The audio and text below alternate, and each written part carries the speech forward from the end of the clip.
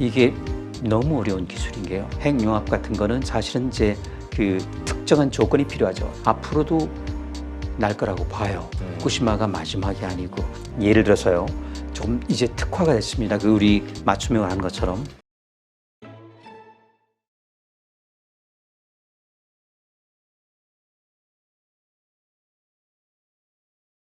근데 우리가 이 핵폭탄과 관련해서 원자탄, 뭐 중성자탄, 수소탄, 뭐 이런 네. 식으로 좀 용어가 있잖아요. 그렇죠. 가장 뛰어나다? 가장 무서운 그 레벨의 기술이 어떤 건가요? 예를 들어서요. 조금 이제 특화가 됐습니다. 그 우리 맞춤형을 한 것처럼. 그러니까 인명살상만 주로 하는 것, 또는 사람은 그대로 두고 전자장비만 아주 맞춤형으로 고르는 것, 또는 그냥 이거 저거 볼 거 없이 그냥 전부 사거리 초토화시키는 거, 처음에는 전부 초토화시키는 거였습니다. 근데 이게 맞춤형으로 되다 보니까 아까 말씀한 중성자탄이라는 게 있는데요. 아까 원자탄은 이게 조그마해지면서 임계질량 다르고 거기서 이제 폭발하는데 사실 이게 그 터지는 거기 때문에요. 효율이 굉장히 떨어집니다. 히로시마 갔을 때 보통 성인 웬만한 사람 무게만 64kg짜리를 갖고 가 우라늄만 나머지 화약 이게 눌러주는 화약은 톤 단위였고요. 그러니까 배보다 배꼽이 더 큰 거죠. 어쨌든 간에 64kg 갖고 갔는데 거기서 터진 거는 실제로 진짜 없어져 버린 건 6mg밖에 나머지 전부 공중분해가 돼버린 거죠. 그러니까 6mg, 1g도 안 되게 1000분의 6g. 그러니까 보세요. 얼마나 비효율적인 100만 분의 1도 안 되거든요. 그러니까 틀어지는 건. 그러니까 이제 나오면 그러면 합치는 건 어떠냐. 핵융합 반응. 그게 이제 나온 겁니다. 근데 거기는 걸림돌이 있어요. 이거는 그냥 중성자만 있으면 터지게 돼 있는데 핵융합 같은 거는 사실은 이제 그 특정한 조건이 필요하죠. 태양처럼 중력이 무지무지하게 커버리든지 아니면은 온도가 무지무지하게 높든지 최소한 1억도 좀 더 최적으로는 1억 8천만 도. 근데 중력은 어찌할 수가 없죠. 지구상이니까 태양은 저절로 일어나요. 지금도 일어나고 있고요. 그래서 이제 태양은 사실 표면 온도가 6,000도밖에 안 되거든요. 들어가면은 뭐 1,700만 도. 별로 생각보다는 낮아요. 왜냐면은 원자 폭탄은 1억 8천만 도니까 10분의 1밖에 안 되는 거죠. 근데 굉장히 놀랍죠. 1,700만 도. 근데 지상에서는 그래서 이제 온도를 만들어 주는데 그걸 만들어 줄 수 있는 게 딱 이거밖에 없습니다. 원자 폭탄. 그러면 이제 K스타 같은 건 어떻게 되나요? 그건 이제 자기장으로 돌려가지고 가속을 시켜가지고 이제 다른 문제인데 그건 이제 시간이 걸리니까 여기서는 시간 걸릴 수가 없죠. 폭탄은. 그래서 이제 온도를 만드는 유일한 방법은 원자탄으로 1억 8천만 도 만들어주는데 그때 터지면 안 되겠죠. 그러니까 온도만 올려주는 역할하고 그리고 거기서 이제 중성자가 나오는 과정에서 중성자는 그 핵폭탄에 들어가는 불쏘시 같은 거 그걸 가지고 다시 이제 저기를 건드리죠. 핵융합 온도가 올라가니까 이제 사실은 중수소, 삼중수소 이런 것들이 이제 뭉치기 시작해요. 전에는 서로 양이니까 안 뭉치다가 이제는 막 뭉쳐요. 막 그 광속으로 움직이기 시작하니까 이제 부딪히는 거죠. 부딪히면 이제 뭉치면서 또 에너지가 엄청나게 나오는. 그런데 그 과정에서 이제 융합에서는 핵분열 생성물 이런 세슘, 스트론튬 나오지는 않지만 또 중성자가 무지하게 많이 나옵니다. 그 중성자가 핵융합보다도 더 많게 폭발하지 않고 온도 올라가는 더 많게 중성자만 많이 나오게 하는 것. 그게 중성자탄이에요. 네. 왜냐하면 핵융합에서 하다 보니까 아까 전자파를 발견한 것처럼 감마선이 발견된 것처럼 그래서 중성자를 많이 나오게 되면은 그 말 그대로 거의 그 주변 시설이나 이런 건물은 그대로 있는데 그야말로 생체만 전부 증발하게 되죠. 그러니까 잘 정확히 말하면은 피폭당해서 그냥 화상 입고 저기서 사실 처참하게 죽는 거죠. 사람만, 그러니까 생명체만 네, 생명체만 전부 그러니까 고방사선 때문에 그냥 흘러내리는 거예요. 그러니까 히로시마에서도 보면은 이제 저기 생존자가 있거든요. 보면은 화상 엄청 고생하시더라고요. 예, 그렇게 죽어요. 그렇지만 어쨌든 중성자탄이 그렇게 나왔고 잔인한 것이죠. 그래서 개발도 하지 못하고 사용도 하지 못하고 더욱이 이렇게 국가 간에 나누지도 못하고 그러니까 나토에도 중성자탄은 금지되어 있습니다. 핵폭탄 가운데서도? 네, 금지되어 있습니다. 그리고 또 하나는 이제 그래서 근데 핵융합 쪽으로 가면서 이게 단위 무게당 나오는 게 훨씬 커져가지고 그러니까 예를 들어서 핵분열탄, 원자탄이라고 하면은 히로시마급 TNT 10,000톤, 10만 톤, 100만 톤까지는 아니죠. 근데 이제 수탄은 바로 100만 톤, 1000만 톤, 1억 톤 한계가 없어요. 왜냐하면 우라늄수탄 흩어지기 때문에 그 이상 못 가거든요. 그러니까 10만 톤, 100만 톤까지 한 50만 톤 정도. 그러니까 500킬로톤이라고 하는 정도가 최대고요. 그 다음에는 이제 증강탄, 아까 말씀드린 것, 수탄을 살짝 쓰는 것, 중성자 많이. 그리고 조금 더 이제 진짜 많이 쓰면은 그때는 걷잡을 수 없이 이제 1,000만 톤, 1억 톤. 그래서 제일 컸던 게 설계상으로 1억 톤짜리 자르본바. 그러니까 그 소련이 만들었던 1961년에 터뜨렸던, 근데 그때 조종사가 그 사망할 거라는 계산 때문에 그 폭탄 크기를 줄였습니다. 절반으로. 근데 진짜 그 떨어뜨리고 바로 그 전속력으로 폭격기가 갔는데도 뒤에 그 난류가 와가지고 거의 뒤집어질 뻔했죠. 근데 살았습니다만은.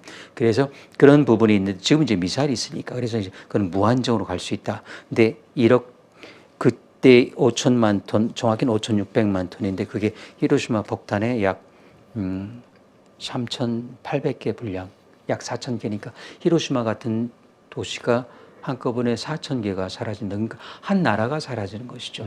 근데 그거는 이제 그렇지 않습니까? 은행도 너무 크면은 우리가 국가가 볼 때 파산시키지 못하잖아요. 그런 것처럼 너무 크면은 못 쓰는 거죠. 그래서 그때부터는 작은 고추가 더 맵다 해서 작게. 그래서 이제 그거는 전략핵 말고 전술핵으로 이제 히로시마 정도까지 다시 내렸고 그보다 더 작은 것. 미국은 이제 그 배낭에 싣고 다니는 게 있습니다. 그러니까 히로시마의 100분의 1밖에 안 되는. 그래서 이게 예를 들어서 버섯구름 빼고는 재래식인지 핵폭탄인지 구분이 안 되는 만큼 기술이. 근데 그렇게 하려면 좀 기술이 필요해요.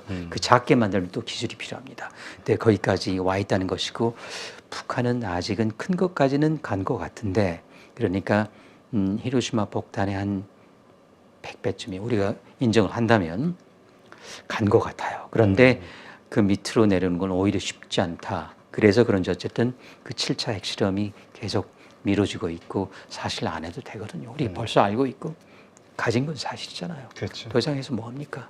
근데 그 김정은마저도 실험마저도, 그러니까 거기서는 시험이란 영어를 쓰고 사실 시험이 맞습니다. 테스트입니다. 익스페리먼트가 아니고 테스트인데 시험마저도 못하는 건 그만큼 핵이라는 건 쓰는 거는 그만큼 부담이 따라오는 것이죠. 국제사회의 그 여론몰이가 되는 것이고 그렇죠. 그걸 누가 감당하겠습니까? 거기다 또 그것 때문에 상당히 오랜 기간 동안 제재를 받고 있으니까 경제 제재. 그렇죠.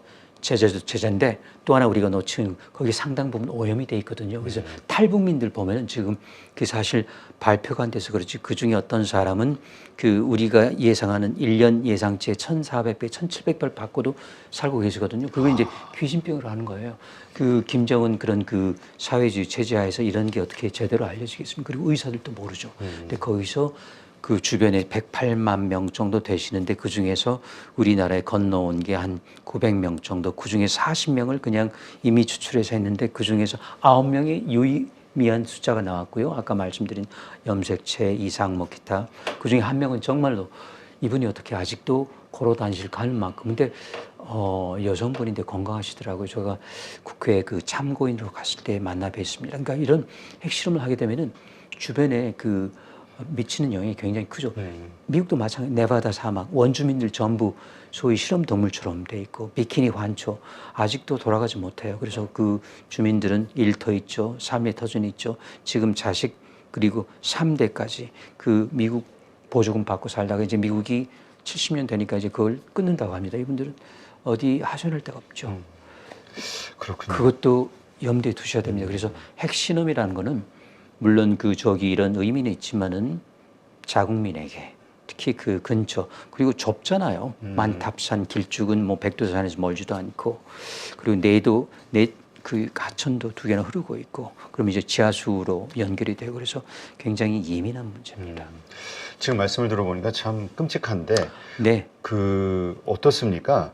이 핵융합이라는 거 말씀만 들어보면 이게 엄청난 그 파괴력을 가지고 있는 건데 요즘 화두가 되고 있는 게 네. 핵융합 에너지. 맞습니다. 그래서 이걸 가지고 뭔가 차세대 그렇죠.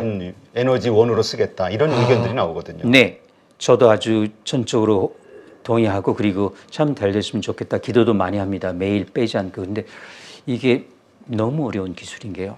아까 이제 우라늄, 플루토늄은 지상에 우주에 존재하는 가장 무거운 것들입니다. 그러다 보니까 깨지려는 경향이 있어 쪼개진 분열을 하는 경향이 너무 덩치가 커졌습니다. 네. 적당한 크기는 중간이에요. 그러니까 철 중간 정도 되는 게 적당히 이거 너무 과체중된 거라. 그러면 이제 자꾸 깨져가지고 이쪽으로 올라가 철, 납 이쪽으로 여기 작은 거는 또 이쪽으로 올라가 그래요. 지금 수소는 너무 작아요. 제일 작죠. 그러니까 자꾸 뭉치려고 해요. 그래서 이제 뭉쳐서 이제 나중에 헬륨도 되고 보론도 되고 탄소, 질소, 뭐 불소 다 되거든요. 그런데 그 전에 이거를 이제 붙이는 과정에서요. 여기도 붙이면은 분열대, 그러니까 융합시키면은 또 에너지가 나온 게 그 E는 MC 제곱이라는 게 있지 않습니까? 그러니까 정확히는 델타 E는 델타 E C 제곱, 그러니까 어떤 차이. 그러니까 우라늄 235 같으면은 저울에 만약에 우리가 올려놨다면은 자 분열하기 전에 올려놓죠. 그리고 분열한 다음에 두 조각, 세 조각 올려놓으면은 이게 더 가벼워진 거예요. 약간 그게 이제 차이가 나죠. 그게 광속 초속 30만 킬로미터 제곱으로 에너지가 된단 말이죠. 엄청난 거죠. 그러니까 보통 우리가 생각하는 산화 반응 재래식보다 이제 100만 배 내지 1000만 배 수준. 근데 그거의 또 10배가 되는 게 있습니다. 이 두 개를 합하게 되면은 그러니까 이게 청력이라는 게 있으니까 쉽지 않지만 온도가 있으면은 막 소위 좀 미친 듯이 막 왔다 갔다 운동이 되죠. 그러면 이제 부딪힐 가능성이 높아져. 그러면 이제 딱 붙죠. 그렇죠? 그런 과정에서 자, 붙은 다음에 무게 그리고 붙기 전에 무게 하면은 붙은 다음에 조금 가벼워요. 이게 또 그 에너지가 된단 말이죠. 근데 이건 워낙 많잖아요. 그렇죠? 수소라는 거는 우주 가장 흔한 물론 그 자체로 존재하지는 않죠. 애석하게도 산소하고 결합돼 있으니까 우리가 또 떼이느라고 전기가 들어간 어쨌든 따로 존재한다면 그래서 이걸 붙이게 되면은 이제 무한한 에너지가 나오고 그리고 아까 말씀드린 것처럼 잠시 우라늄을 분열하게 되면 거기 이제 우리가 걱정하는 후쿠시마 왜 걱정이죠? 거기서 나오는 세슘, 스트론튬, 삼중수 이런 것들 때문인데 거기서는 오히려 삼중수소가 연료가 되는 거예요. 그러니까 걱정할 필요 없죠. 이게 딱 나오는 거는 단 하나 중성자만 나오는데 그것도 나쁘진 않지만 이건 막아버리면 돼요. 그러니까 나머지는 깨끗해요. 그렇기 때문에 에너지가 무한정 나오는데 무한정 나오면 여태까지 아무도 못했을까요? 너무 어렵기 때문에. 그 아까 말씀드린 1억 8천만 도를 만드는 걸 이제는 전자기장 걸어서 만들려고 하니까 많이 어렵고 그래서 어떤 데서는 로렌스 리버모어라고 하는 데서는 레이저 가지고 쏴가지고 꽉 눌러버리겠다 해서 대서특별했죠. 에너지 장관 나오고 그때 발표를 바이든이 할까 제니퍼 그레놈 에너지부 장관이 결국 그레놈 장관이 했는데 바이든이 했으면 조금 나중에 머스크 해질 뻔했죠. 조금 성급했어요. 왜냐하면 이거는 그 압력이 있잖아요. 이제 30년 지나고 또 30년 지나고 또 30년 가야지 될까 말까 하다고 하니 뭔가 그 어떤 돌파구가 있느냐 해서 거기서 아마 로렌스 리버모어라고 하는 연구소가 했답니다. 근데 그때 소장이 로렌스 리버모어가 아니고 레이저, nothing but laser. 그래서 거기는 LLNL이거든요. 그러니까 레이저만 한 연구소라고 농담도 해가면서 그때 성공한 건 뭐냐면은 들어간 에너지보다 나온 게 많았다. 그런데 들어가게 하긴 레이저를 가동시키니 또 더 많은 에너지가 들어가면 그것도 계산해야죠. 이걸 뺀 거예요, 일단은. 그러니까 레이저가 들어갔다. 100을 넣었는데 여기서 놀랍게도 150이 나왔으면 놀라운 거. 더 많이 나왔다. 여태까지는 100이 들어가면 1, 2밖에 안 나와요. 네. 지금 그 수준이에요. 근데 거기서 갑자기 105가 나왔다. 100. 그런데 나중에 실험을 5번 했더니 한 번도 그렇게 되지 않은 겁니다. 그리고 이 레이저를 쏘는데 많은 전기가 들어가요. 그것도 들어가야죠, 사실은. 그러니까 레이저에서 여기는 100 같지만 그 레이저를 만드는데 얼만큼 전기를 썼느냐. 그걸 빼면 되나요? 아니죠. 우리가 볼 때는 그것도 전기 값인데요. 그래서 그 점에서 아직 그런 돌파구가 없다면 늘 핵융합에서 나오는 앞으로 30년. 그러니까 지금부터 2053년까지 기다려야 되는데 그때 또 가서 아마도 과학자들이 그때는 다른 제2세대 차세대 과학자들이겠죠. 그러니까 지금 23년이죠. 53년이죠. 자세히 과학자들. 그때도 아마 30년 이야기할 텐데 지금 그 30년이 문제되는 거는 지금 이 30년은 다릅니다. 여태 직전의 30년, 그 전 30년 다른 게요. 지금 30년 동안 우리는 이 인류는요. 탄소 중립을 달성해야 됩니다. 그렇지 않으면 산업사회 이전보다 1.5도 벌써 1.2도 넘었거든요. 우리에게 여유가 없어요. 기후가 올라갔다. 네, 전체 지구 온도가 올라가는데 30년 동안에 잡지 않으면 그 다음에는 설령 그때가 성공하더라도 그때는 벌써 늦은 겁니다. 그때는 온갖 기후 이변 그리고 기후 온난화 그리고 이제 해빙 때문에 북극 그리고 해빙도 당연히 되는데 다행스러운 건 북극은 해빙 걱정하지 않으셔도 됩니다. 왜냐하면 원래 바닷물이 얼어 있거든요. 그러니까 다시 바다로 돌아가는데 남극은 대륙 담수가 언 거예요. 그게 얼게 되면은 그리고 이제 녹게 되면 그거는 이제 수면을 높이죠. 그래서 한 가지는 이제 다행스러운 북극은 얼어도 녹아도 상관없다. 어차피 바다에 출발했으니까. 그런데 남극 얼음은 담수 얼음이기 때문에 이게 녹으면 정말로 그래서 단순 계산하면은 수면이 한 60m인데 일단 그 전에 한 6m쯤 그러니까 30년이 지나게 되면 6m쯤 올라가게 돼. 전부 한반도 저기 산 빼고는 저기 여의도 당연하고요. 육산 빌딩도 거의 우리 롯데 오일타워가 저기 3분의 1이 잠기거든요. 육산 빌딩은 절반 잠깁니다. 네. 여기 당연히 여기 그 트레뉴 타워죠. 당연히 담기죠. 네. 그렇기 때문에 지금부터 30년 기다려야 되면 그거는 전에 30년으로 다르고 그래서 지금 핵융합이 참 우리의 그 마지막 구세주긴 하죠. 왜냐하면 우리가 그 우주에서 볼 때 구세주 또는 주물주도 아마 그 에너지를 쓰죠. 빅뱅부터 시작해가 그렇지만 그걸 인류가 따라하기는 우리 문명이 아직 저급 단계거든요. 그러니까 다음 단계 정도 되는 그러니까 우주의 에너지를 뺏을 수 있는 암흑물질, 암흑 에너지를 뺏을 수 그런 문명 단계 어떤 그런 고등 문명이 아니면 우리 지구 문명에서는 그걸 쓸 수 없을지도 모르겠다는 생각이 들어요. 그렇지만 아까 말씀 주신 대로 많은 기대를 하고요. 기대가 안 된다면 저는 기도도 하고 매일 그렇습니다. 근데 이거는 기도로 해결될 것 같지는 않습니다. 연구하는 건 맞습니다. 해야 됩니다. 그런데 딱히 지금으로서는 태양광, 풍력, 조력 이런 어찌 보면 조금 약간 원시적이죠. 이거는 뭐 새들이 날아가는 조력, 저기 풍력 그리고 광합성에 쓰이는 저기 태양광 그건 사실 태고 쪽부터 있었죠. 맞는데 그게 굉장히 비효율적이고 그리고 이제 가늘성 있지 않습니까? 비가 와버린다. 바람이 안 분다. 또는 불더라도 그렇죠. 태풍이 불어보니 쓸모없는 바람들. 그래서 그거보다는 우리가 이 통제 가능한 걸 찾아야 되는데 그렇다고 원자력도 마땅치 않고 이런 그 사고 때문에 앞으로도 날 거라고 봐요. 후쿠시마가 마지막이 아니고 항상 그랬거든요. 이제는 후쿠시마 같은 사고 나지 않아.